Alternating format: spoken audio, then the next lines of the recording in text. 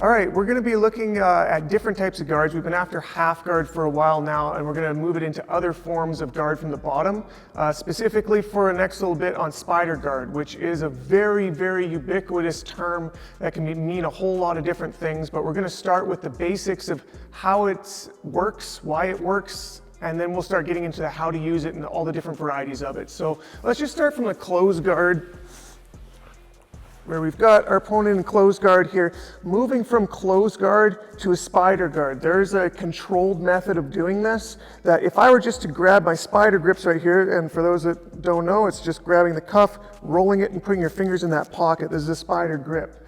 Okay. The spider guard itself is going to use my legs, though, on his body to push-pull with tension against these grips. If I were just to open my guard right now, I'm letting my opponent do anything he wants besides his hands. Okay. This is not a great form of control, and there's better ways to do it from a closed guard. So what I'm going to do, I call a spider ladder, where I'm going to start with one leg. I'm going to open my guard and bring my shin in between the arm, flare it, and then put my foot on his hip. So I've got tension already between this point and this point on his arm. He can't really back up very well as I've got a frame against his hip, so he can't come in very well either. It sticks him kind of in place right here. And then I'm going to mirror it again on this side right here. So we're sort of flaring out, pulling him against these two shields. This is the beginning of our spider ladder.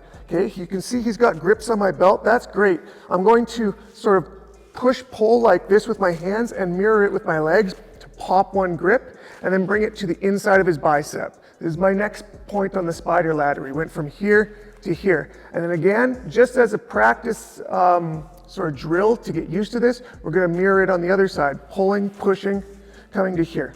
Now my opponent can be standing or on his knees, but I've got him in spider guard, okay? So this is what typically people think of when they think spider guard, is the grips as well as the feet on the arms. There's going to be different varieties we're going over. We're going to put them on the hips and on the shoulders and all sorts of different ways we can plug them into existing guards. But for right now, we're just going to drill going from closed guard to spider guard using this spider ladder. 1, tension, 2, tension, pop, foot, pop, foot. Okay, and you can play like this. Make sure that you're not just pulling and you're not just pushing, but you've got push-pull, okay? My hands are pushing, my feet are pulling, or vice versa. So you've always got them stuck with tension. That's the power of spider guard.